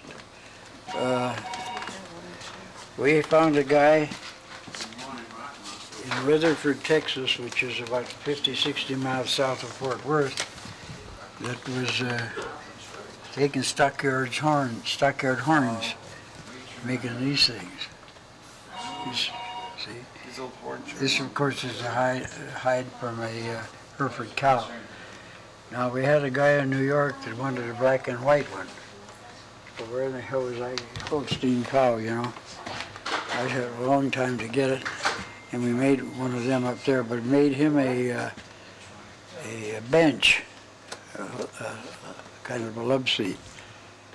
And I think I charged him $350 for it. Wow. And he had it sitting in his place in New York for years and years. Finally sold it for $1,200. And he paid you back a little bit of the profit, right? No, I didn't ask you. I could have used that money time and again before that. Well, you know, what's Now- interesting though is what he's pointing out is that we have retailers that we've been doing business with since we started in business. Now, there aren't a lot of those people left, but it's pretty fascinating to me that there are family retailers out there that are going into third, fourth generation that he started with their grandparents and maybe great-grandparents, and now I'm dealing with the grandsons and the great-grandsons. And Well, this is very rare in business today, Well, obviously. this sign out there in front, Wall Drug. Yeah, Wall Drug, perfect example. Wall, South Dakota. Yeah, I've been there. Been there Have you since been the to Wall? Depression. And this is the one exception to retail in America today, Wall Drug. They have outlasted Walmart. And Walmart will never hurt them because they are special and people like what's special. Well- It's part of American history. Now, when I started my business, I had a salesman, and I told him he has to go to Wall. Well, it's about 50 miles from Rapid, and he decided 100 miles over there, over and back, he wasn't going to go. So he came home, and I said, I'll tell you, Bob, Wall will be out of your territory. I'll handle his house account. No, I'll go back. So he goes up there to Ted Houston, who was a sort of a guy that didn't say much, you know. It was a drugstore. He had the hats laying on the counter, and he showed them to him. Ted is looking at him. He starts in the back of the store. Bob starts packing up. I sent him on a wild goose chase. And he said, what the hell are you doing? He said, I'm packing up. He said, don't you want to sell them? He said, sure, that's what I came here for. Well, I said, wait till I get an order book. So I think he gave me an order, 700-800 dozen hats. And you know, Walt Drug is carrying our goods today, 50 years later. Well, this And- is the third Well, generation now. I think it's the fourth generation. Might be. Yeah. And that's our salvation, because we don't do business with chains. We do business with some of the biggest retailers in the world, like Disney, but we don't cater to cheap discounters like Walmart or something like that. We cater to people who want quality and something special. We tell them that we're not big enough for them. Oh, yeah? That's all. Who wants But them? that's what your grandson, what Steve was touching on, the idea that what has made this line endure? Well, what made the Western stuff in itself endure was the romance of it. I guess you call it romance. Look at these thousands of silly things here that Jack is. Now we buy these parts. See, we assemble this stuff here, and we may use the tie I'm wearing. Here it is on that thing. But we may use those parts, and I don't know what. Now I don't know whether you read in the paper about this guy with these donuts out there in South Denver. Yeah, Creamy. Krispy Kreme. Krispy Well- Kreme. They're from the South. Yeah. They're from South Carolina, I think, so somewhere there. Anyway, a man and woman walked in here with about 5-6 boxes of it. These are just the franchise people. before they opened it. Mm-hmm. And she said, you don't remember me. And I said, I sure must be getting old if I can't remember a pretty girl like you. Well, she said, I used to come in and buy trimmings from you. We made a lot of feather hat bands. And she was making little odd earrings and pins and selling them in boutiques around the town. And she'd come down and I'd send her upstairs and say, pick out what you want and come on down and I'll tell you what it costs. A lot of it was stuff that we wanted to get rid of anyhow. And, You know, this is- and I kept her alive. This is kind of interesting. Here's a magazine called Cowboys and Indians, and we open it up, and there's Matthew McConaughey wearing a Rockmont shirt. Yeah. Did you know? You had no idea. He we just had no happened to have idea it on. about We this. know it's our shirt because the of diamond. snaps. Yeah. It's our signature style. We can spot our shirts a mile Oh, it's away. a beautiful shirt. Is it a suede shirt? That one's a boar suede, yeah. But beautiful. we don't know about these things Like, how because did that happen? Yeah, 'cause they buy it in a store. As we understand, that shirt was bought in Santa Fe, and you know these people like it. And this is, you were asking us about how we get the word out. Well, when you have people in the vanguard like actors and musicians that like your stuff and buy it and wear it, that's how we get the word out. We're too small to do a national advertising campaign. Well, it wouldn't pay us. It wouldn't pay us because we don't have that many people interested in our things. Now, among the various things that we have here, I have a son who has a. What'd you do with him, Steve? You got some of these out? Where's the one with the horse? We got one in here. Are you talking about the south end of the horse going north? No, I'm talking about South end of those the three horse hogs going at the- those three hogs at the pen. Well, some of this stuff's a little crazy. The mainstream likes, What happened to all that stuff? well, it's here, but the point is, we try to have fun in our design, and we do a few things that are a little crazy, yes, but the bulk of what we do appeals, we hope, to the average person looking for Western type stuff. What happened to those? Where you got these things? Now here is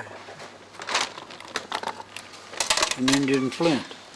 Arrowhead. Now that's a real Indian flint. Beautiful. Now my son got down in eastern Oklahoma and he went into a store in a little town where, you see, I don't know whether you ever knew it in your history, but at the turn of the century, the government moved Cherokee Indians off the east coast and put them out there in eastern Oklahoma, Badlands, and it was Badlands. There was nothing there, and they didn't bury their dead. They put them in piers and burned them, and burned everything with them. And over the years, the soil washed away, and this guy had a store, and he was paying kids, giving them a piece of taffy when they bring them in these Indian heads.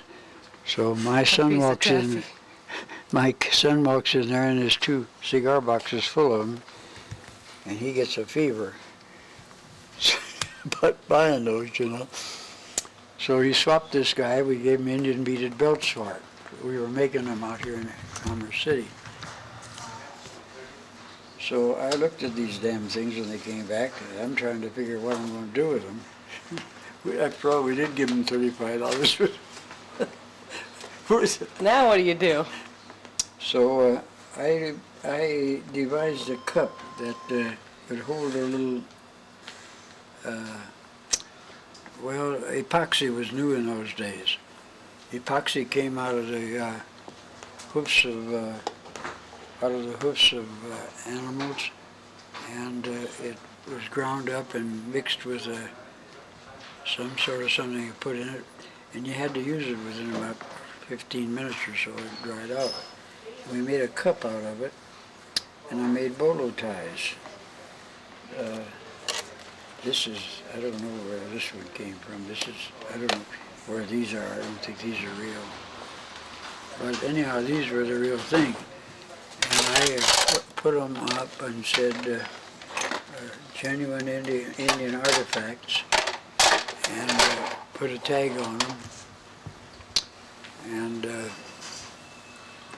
I had a good customer in Cody, and he called me one day and said, Jack, I've got a manager in the store who don't know what he's thinking until he hears what he said. And the guy came in and looked at them and flashed his badge that he was from the government. Interior Department. Yeah, they were Indian artifacts. Oops. And he says to this guy, where'd you get them? And the damn fool told him, you got them, and this guy's on the way down to see you. You're destroying artifacts. And I said, Mike, the horse is gone.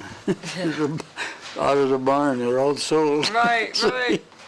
But he came in, and I said, if you want Indian prints, you go down there to eastern Oklahoma, you'll find them.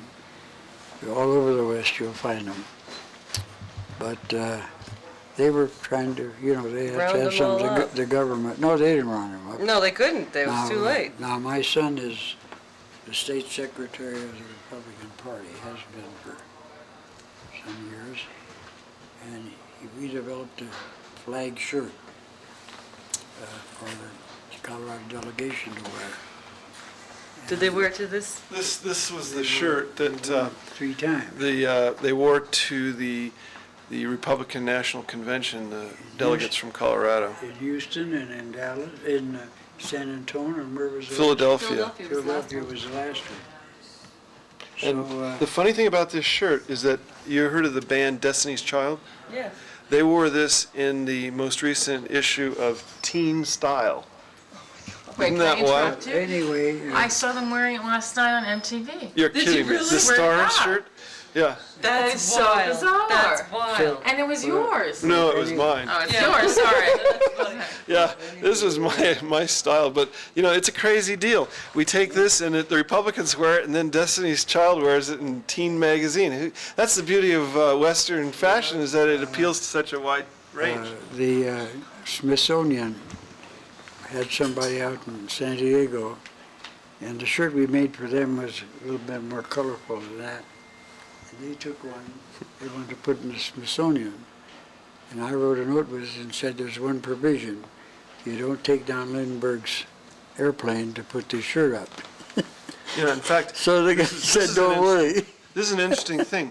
We have shirts in the Smithsonian Museum, And we have shirts in the Autry Museum. We have them in the Cowboy Hall of Fame. Well, Autry sells a lot of our goods. Yeah, but see, this to me is a really fascinating thing that these museums have picked up on our design as being an integral part of not just Western history and Western fashion, but American fashion. That's right. It's really the only American fashion. The other fashions originated in Paris and Rome and so on and so forth.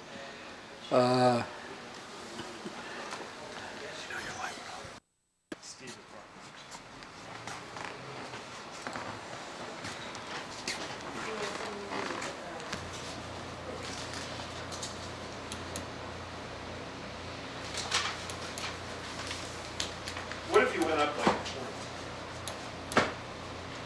No, I mean, Learn to live with them. What'd you say, Pop? I say you had to learn to live with these computers. Is it difficult for you? Well, this one gets stuck every so often, and Al over there, he's more so I can discuss it. worse on it than I am to get out of it. But is this new technology a little bit strange for you? No, it's a wonderful. Here's an account to.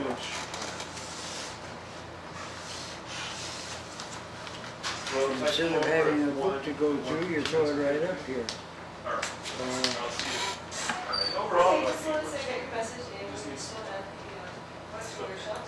best part is, Papa, pretend you're just doing what...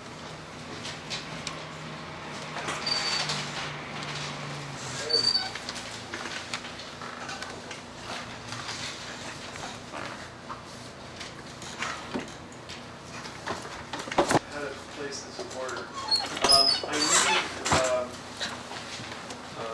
need 84 pieces of your label. You don't put your name on it or anything. And then it gets sent on our UPS where it needs to go. All right. I see that, and I'm going to do that right now. I'll fax it to you. So that to you as soon as I get off the phone. Does it matter where you get his name or attention to that? Thanks. Oh, really? Was it Tackatogs or Western and English? Exactly. Does this go national? It'll or- go nationally, probably go, and I'm sure it'll go international. Oh, well, if you're in Madrid, you can get it probably at 4 in the morning. There you go. You don't have an idea of what time? No way. Will there be any way of finding out?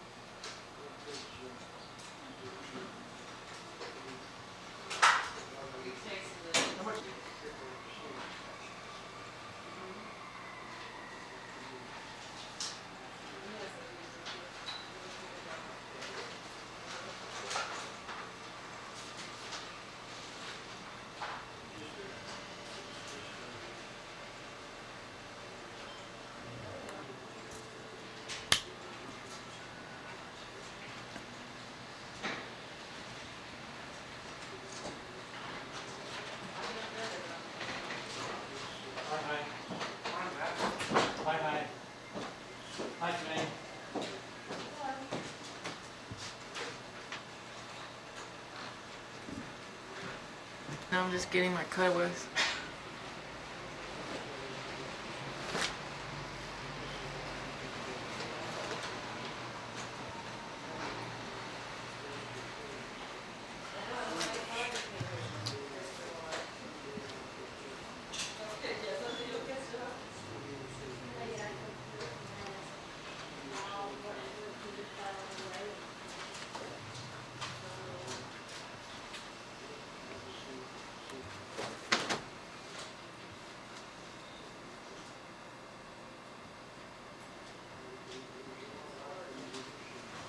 So we always need moisture.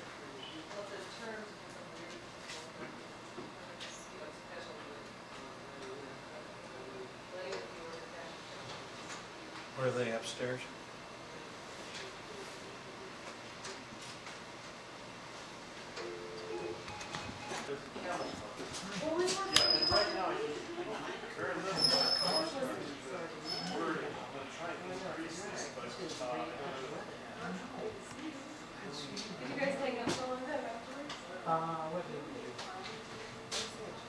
We went down. Well, that's okay. I'm not going to miss it first until I get that.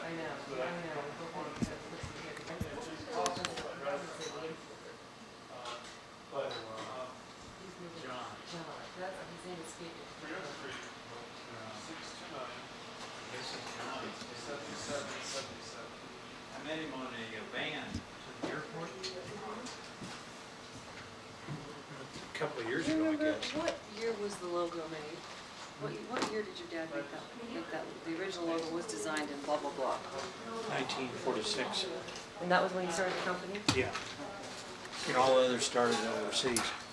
This was the original Is that right? American style. Really the only American style Western. See, no, that's just stunning. That we gave to the world. Well, that's what. What did you just say? Pardon me? What did you just say? Well, what we're gonna, she's just doing kind of ways, I'm gonna leave her, but I just came to ask you, Okay, but help me out. we're a manufacturing company. Okay, I understand. Okay. The business, how Yeah. if I say that? Well, manufacturing company, whatever. Okay. But I mean, we've No, had because- situations no, where no. they've called us stores, and it's confusing to people Because watching. People it. walk, yeah, They because think we're a they can store. come by and, maybe I'll let you say that. Okay. And the other thing is Rockmont Ranchwear Manufacturing Company, full name. Okay. Rockmont Ranchwear Manufacturing. Okay. I mean, I'm just. No, I wouldn't, giving because you when I the- write, and I'll probably call you as I'm right, because I want to be very accurate, because that's one of the things, even if you can imagine, in the news biz, they don't like to be. Derek Kerouac's down out in Denver. It's just where the bums hung out. Yeah, I hear you. And Yeah, no respecting person would have an office. that was one comment somebody might want to get into, is what the neighborhood. He doesn't get You know this why? law. Because we don't want that You don't time. care. Well, I don't, Let's it's not that stay I in the don't care, but company. it's, Let's yes, stay in the business. the company, the man, and the three generations, and you know what? Well, I didn't tell him how you described the paint, the posters, so you know. Hey, you didn't show up and you didn't bring the clock over on those Tuesday nights. You show I up. thought you'd be there too, and we. Did you show up didn't, later? Would you just sit at the curb or something? No, we were there, no, we got there about, Did they really go to his house? we came over. We were there from about 5:15 to Oh, I about thought you were out of 7:30, town. 8. No. I thought you weren't showing up. No, we showed up. These horns right here, though. In Oklahoma. That's He, very clever. my grandfather never fails to remind you of the bad mistakes you made, 50 years ago or 30 years ago. Absolutely. I You mean, know what, you get that's coffee. part of his way of, It's charm. keeping You and in mine, the right? saddle. Yeah, this points right up to there, because they Yeah. all about people with credit. Yeah. Yeah. Remember when you gave credit to those people? What's interesting about this artist right here? There's about 3 artists represented, but what's interesting about this artist is that she came to us because she had seen our stuff and she thought, boy, I wonder if they like my art. And I thought to She just myself, wandered in the front door and she wanted to buy a shirt. that's not true at all. Did you get a shirt for both? No, there's a I'm state playing senator the role up of the there. neutral reporter, so you know. There's a state senator up there, Ken Clover, who is a boot in the butt. And it's Leadville, it's an old mining town. And Is it's the the big thing of matchless the year still is there? the Republican. That's where the dinner. matchless is. It is, yeah. It's very Is it cool. still there? I know Matchless there's something- wine, yeah. a little magazine about that. She froze to death. Do you Yeah. know what? Do you know what? I just got, I don't know if I told you this, but Wendy's uncle, Greeley, just gave us a whole series of books, my wife, yeah. Her uncle had this wonderful collection of history books, including these ones that they had. They only printed 500 each every year. And they're very rare. And so they renamed a street for him. And they left it that way until it became a red light district, and his family objected to it. So they changed it to Market Street. They got some green lights and it's okay. Market, I like that. That's kind of, Is makes that- you wonder why it was called Market Street, because it was a hot market. 10:45. Yeah. Dad, do you need to take a nap? Do you want to? Just look at Gina, Jack. Don't look at. Yeah, just yuck to me. That's easy. Okay, good, thanks. I'm just trying to think. You know, your dad started it, you took over, your son's now involved. See, I'm gonna do that with the three of them though, I think, you know? Since I want them all three sitting together, you know, and then just see how they, you know, they Should I go. tell you that I was in the Army I was an officer in the Army during the Korean thing, and I came back to help him, and we rented a car so I could go out on territory and try to Too build the long, I territory think. so we could get salesmen. Too long, I think. I like that idea, but I'm trying to think, because I want to make sure you're in the piece. I'm trying to think, what is it to you that has endured? Why has this style endured? Why is it, am I on? Yeah, sure. Yeah, we can do 8 million takes if you want. We're yakking. We're very Why casual. has the style endured? Yeah. Because it's the only really truly American style, and people equate it with the West and with the outdoors and people who are active and cowboys. And that's why it's endured, and it goes in and out of fashion, but it's still a style that people like. And there are different Western styles that you would think that it would be good year after year, but a person who really knows Western wear, likes it, has to have the newest. So we have to keep changing fabrics and looks. You change fabrics and you change looks, but you don't go crazy like real trendy hip hop thing or what. I mean, there's always this core, right? I mean, what does No, it keep? we don't go crazy. We feel that a Western shirt needs snaps. We feel it needs yokes, sometimes not front yokes, but always a back yoke. And we do different pockets. My father invented this pocket for Western shirts, which is of course, a standard thing now. I never think about who thought of it. And we change the length of the collars from time to time, but we never do anything really radical so that what people have is always okay. It's never out of style. It's kind of there's a classic core. Yeah. And it has to be made of material that will last, because that's part of the mystique, we think, that it is wearable and people get their money's worth. Has it been hard working with your dad? Not for the past 20 years, because for the past 20 years Stephen's been here, and we get so mad at Stephen that we stick together, and we have had no arguments the past 20 years. But it wasn't always that easy, because he's a self-made man, and was always tougher on me than anybody else. Did you think you would even work with your dad initially? I never had any intention, and when my mother said, "Your father is getting older, come back home and help him for a year," that's what I intended to do. But I spent the last 40 some odd years here, and it's been a good life. I wouldn't change it. Are you going to be here when you're 100? Well, I don't know. I have other interests, but I hope to always work, because you need to be out and see what's happening, and not just sit around. What's it been the life of I mean, do you feel like you have to live up to a Western wear image? Do you feel like, I mean, you don't consider yourself a cowboy, do you? No, I don't. I had horses. We had horses at home when my kids were little, and I respect the cowboy and respect the tradition, and feel that we've been a part of it through the years. But I do have other interests, and I have another life too. What is it about the myth of the cowboy that seems to just be so universal? Well, number one, the cowboy is his own man. The cowboy really has no boss. He's responsible probably to who he works for, but he's not around that much. And everybody knows he's independent, and you leave him alone. He knows what he's supposed to do, and he does it. And he is really the spirit of the West and the spirit of this country.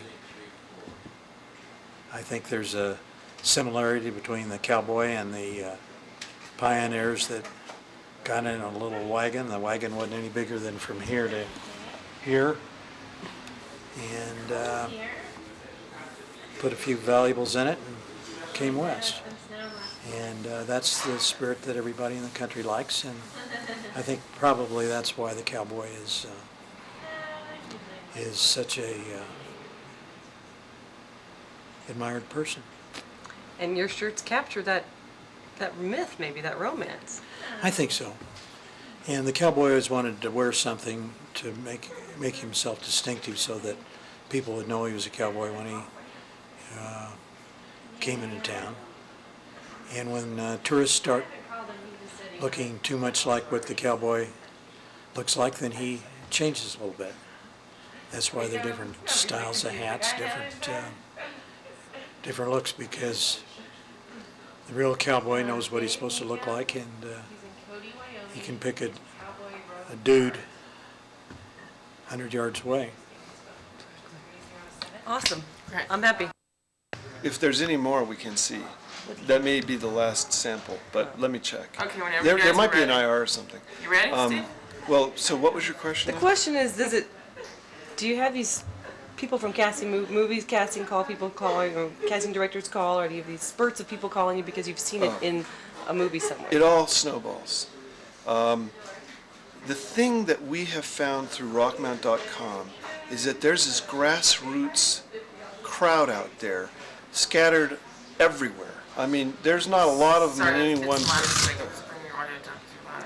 Okay, if you And can that's start one actually, more you know time. what, well, let's do internet separate. Well, Or but that's what we're finding let's out just do about. internet now. Let's just talk about your dad. Your grandpa was talking about how he used to get the word out. He went to the Cheyenne. He went folks, to and the, did, he went to the town. Yeah, he actually drove out to the Yeah, town. he drove there. He drove there. He took the train. And now, Now we sent a blast to 2,000 interested people. via The internet, the email. See, there's more to it than that. go, but tell me like You how. want to start back? Yeah, go ahead. Okay. The thing that's so cool since I started in this business is the technology improvements that have occurred. Now, when we first wanted to get a fax, my grandfather wasn't too happy about spending $2,000, which is what they cost in the early 80s. And we were walking across the street to send faxes and receive them for $2 a pop. So I did a little math. And I said, "Oh, look, I'll buy the fax machine. You pay me the $2." That's when we bought a fax machine. Awesome. And the fax machine was the first major step forward technologically, other than computers, in many years. And that enabled us to deal with our foreign customers, and even for that matter, our domestic ones, right now, versus 4 days domestically for the mail, or a week or 10 days internationally for the mail. So that sped up the speed of commerce. Then, of course, the obvious big thing that has been the absolute earth-shaker change is the web. And Rockmont.com has been up since maybe November. And thank God we reserved the name years ago and nobody stole it. Because what we found, much to our surprise, is that there are thousands of people scattered around the country and abroad who know our product, like our product, and want more of it, but didn't have an easy way to find it. So we have been receiving emails daily from 20, 30 people, hundreds a week. We've got now thousands that have contacted us that want to know what's new, and now we can reach them. If your shirts are known as what is considered the traditional cowboy shirt, like we were talking about in that one fashion magazine, this is the authentic cowboy shirt. This is the shirt. Why aren't they known as Rockmont? Why don't you have bigger name recognition? You mean like why don't people wear Rockmont the way they wear Levi's? Yeah. Well, they do. Because we look for. Some do. I look for Levi's by name. Yeah. I look for this shirt because oh yeah, that's those diamonds. That's that little. I mean, why don't I know it by name? Well, that's an interesting point, but you see, we're not. In some markets, we are to Western wear what Levi's is to jeans. Granted, it's nothing like what they are, but there are markets. Take Japan. In Japan, we're a household name.